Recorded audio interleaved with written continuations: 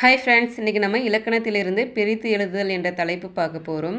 இப்போ ஃபஸ்ட்டு யூனிட்டில் பார்த்தீங்கன்னா 25 கேள்விகள் வந்து இலக்கணத்திலேருந்து கேட்க போகிறாங்க. இதில் வந்து பிரித்து எழுதுக, சேர்த்து எழுதுக, சுட்டு எழுத்துக்கள், இணை எழுத்துக்கள், லகர எழுத்துக்கள், அந்த மாதிரி வந்து எல்லா தலைப்பும் இருக்குது. இதில் வந்து முதல் தலைப்பில் பார்த்தீங்கன்னா பிரித்து எழுதுக வந்து கொடுத்துருக்காங்க. இதுலேருந்து 2 கொஷின் அல்லது 3 கொஷின் வந்து எக்ஸாமுக்கு வரப்போகிற குரூப் 4 அண்ட் குரூப் 2 எக்ஸாமுக்கு வந்து வர வாய்ப்பு இருக்குது. படிச்சுக்கோங்க ஃப்ரெண்ட்ஸ்.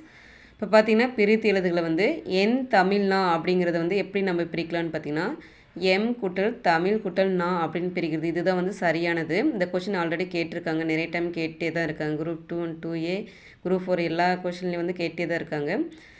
எம்ங்கிறது அதனுடைய பொருள் பார்த்திங்கன்னா என்னுடைய பொருள் அப்படிங்கிறது, என்னுடையது அப்படிங்கிறது. தமிழ் நா அப்படின்னா தமிழ் மொழி வந்து என்னுடைய தமிழ் மொழி அப்படிங்கிறது இதனுடைய பொருள். இதை வந்து இந்த மாதிரி சரியானது வந்து சரியான ஆன்சர் எதுன்னு பார்த்தீங்கன்னா எம் குட்டல் தமிழ் குட்டல் நா அப்படிங்கிறத வந்து சரியானது. அடுத்தது அருந்துணை என்ற வார்த்தையை வந்து அருமை கூட்டல் துணை பிரிக்கிறது தான் சரியானது. வெங்கரி, கரிங்கிறது பார்த்திங்கன்னா யானை, அதனுடைய பொருள் வந்து யானை. இதை எப்படி பிரித்து எழுதலான்னு பார்த்தீங்கன்னா வெம்மை கூட்டல் கரி பிரித்து எழுதலாம். வெம்மை அப்படிங்கிறது வந்து அதனுடைய பண்பை வந்து குறிக்குது. என்றிருள் அப்படிங்கிற வார்த்தையை வந்து என்று கூட்டல் இருள் அப்படின்னு பிரிக்கலாம்.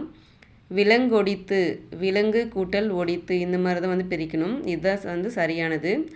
விழித்தெழும் அப்படிங்கிறத வந்து நம்ம எப்படி பிரித்து எழுதலாம்னு பார்த்தீங்கன்னா விழித்து கூட்டல் எழும் அப்படின்னு பிரிக்கலாம். என்றென்றும், என்று கூட்டல் என்றும் அப்படின்னு பிரிக்கலாம். வானம் அளந்தது, வானம் கூட்டல் அளந்தது, இதுதான் வந்து சரியானது. இருதிணை அப்படிங்கிறத வந்து எப்படி பிரிக்கலான்னு பார்த்தீங்கன்னா 2 கூட்டல் திணை, இதுதான் வந்து சரியானது. ஐம்பால் என்ற வார்த்தையை வந்து 5 கூட்டல் பால் அப்படின்னு பிரிக்கலாம். நீள் உழைப்பு, இது வந்து ஆல்ரெடி கேட்டிருக்காங்க, ரொம்ப முக்கியமான வார்த்தை இது. நீள் உழைப்பு, நீள் கூட்டல் உழைப்பு, இந்த மாதிரி தான் வந்து பிரிக்கணும். இதுதான் வந்து சரியான வார்த்தை. நன்சை அப்படிங்கிறத வந்து எப்படி பிரிக்கலான்னு பார்த்தீங்கன்னா நன்மை கூட்டல் செய் அப்படின்னு பிரிக்கலாம். விழுந்ததங்கே, விழுந்தது கூட்டல் அங்கே, அந்த மாதிரி வந்து பிரிக்கலாம். இதுதான் வந்து சரியானது. செத்திருந்த, இது எப்படி நம்ம பிரிக்கலான்னு பார்த்தீங்கன்னா செத்து கூட்டல் இருந்த, இறந்த அப்படின்னு கொடுத்துருக்காங்க.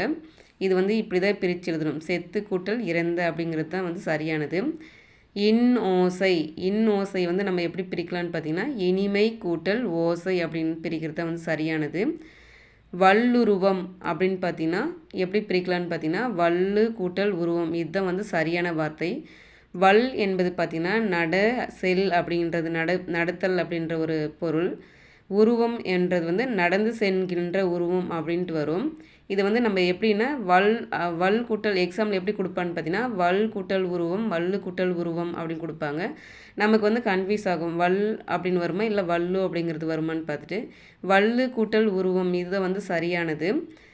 இவை உண்டார், இதை நம்ம எப்படி பிரித்து எழுதலான்னு பார்த்தீங்கன்னா இவை கூட்டல் உண்டார், இதுதான் வந்து சரியானது.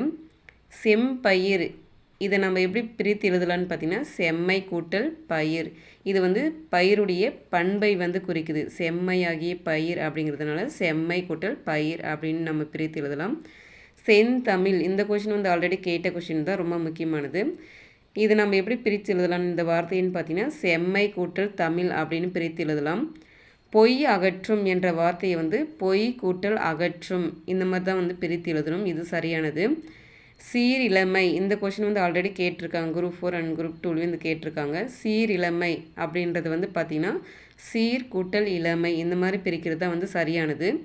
இப்போ பார்த்திங்கன்னா இது மாற்றி எழுதியிருக்கிறேன். சிலப்பதிகாரம் என்பதை வந்து நம்ம எப்படி பிரித்து எழுதலான்னு பார்த்தீங்கன்னா சிலம்பு கூட்டல் அதிகாரம் அப்படின்னு தான் நம்ம வந்து எழுதணும். இதுதான் சரியானது.